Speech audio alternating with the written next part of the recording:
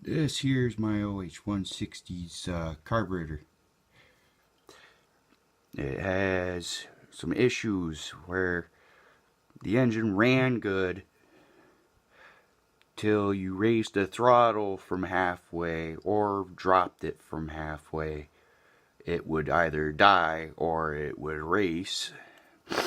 And I noticed inside here there's a plug with a little hole in the middle, and it's plugged, and it's not good. There's also some in here, but I don't think there's anything wrong with them, like this one right here. There's one right there,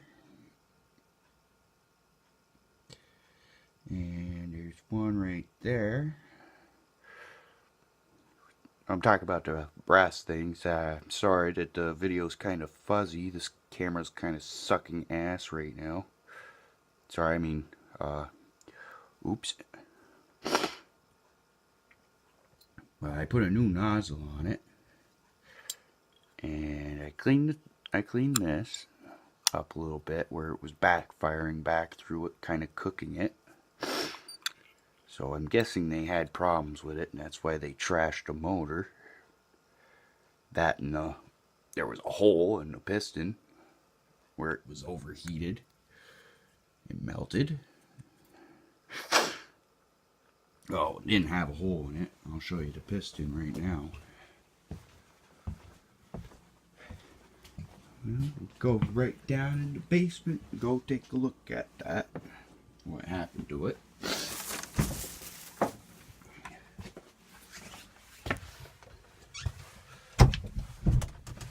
Cat out. Hold on. Come down here. Take a look at that. Oh, look at that. There's the parts from the old motor that I used. Here's the cam from the OH160 right there. Look at the water that come out of that motor. They had a thing of ice in it. I caught it before it cracked. And here's the crank out of the 160, the cam, which was, you know, it was the same cam as the one that was in the HH100, but I still used the one out of the 100 because it wasn't all burnt looking. But here's the piston right here,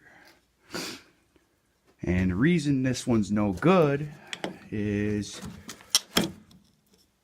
I'll show you once I find where it broke. Right here. See that? Right there? Watch this. I can pull it right out of there.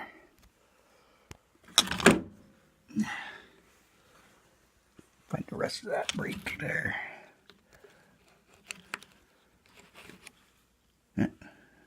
Oh, I need to line that ring up so I can grab it.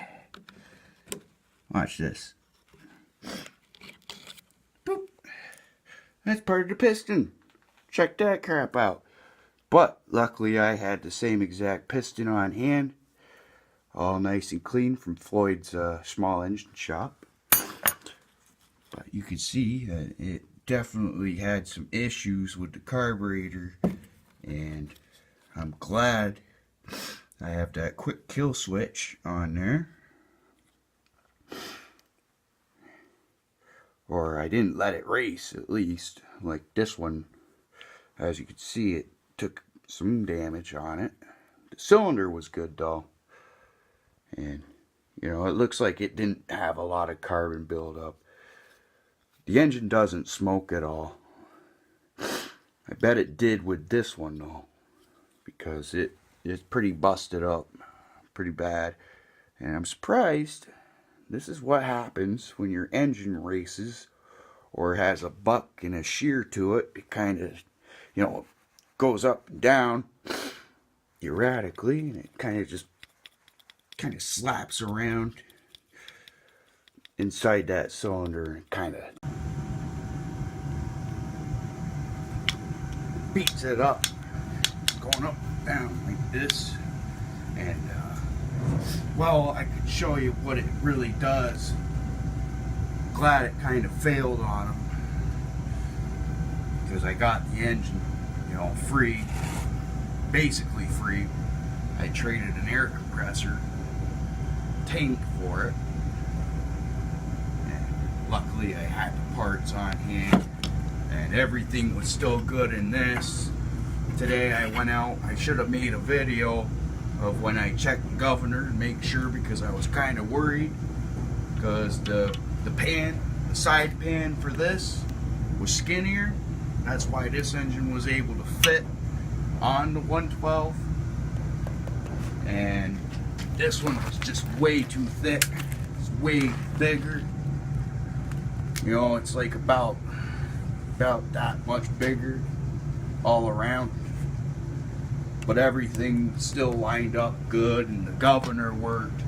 You know, it when you pull it out like this, that fly out hits that, pushes it this way to keep the speed on the engine. And see, this is your dynastatic, or well, whatever you want to call it. It's some sort of balancing. It's dyna balancing, and these weights keep the engine from jittering.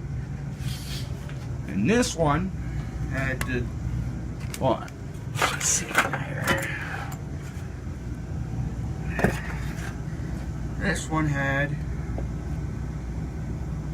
know, mechanical governor, which connecting rod, I forget. That one also has solid state ignition. I have that from this one. It was still good. The reason that this engine went out of commission was the piston was shot. It's over here. As you can see, when I squeeze this ring back together, the oil ring, the bottom one, the really thick one, squeeze it together, there's a big old gap. Big gap right there. So it, you know, it leaked a lot of oil. It didn't get the right lubrication, and it machined itself down. So instead of, you know, having it done up and stuff like that, I thought I'd create a nice motor. That, and I'm pretty sure that the right here in there, it's cracked on the intake. But you know, it ran good. You can see where it burnt a lot of oil and fouled it out. In fact, I'll show you the head if I can find it. It's probably out in the garage right now. But yeah, that was all oil fouled. Everything had gunk on it. It was nasty. So it just wasn't worth my time to fix it. Especially after I found out that the block was cracked.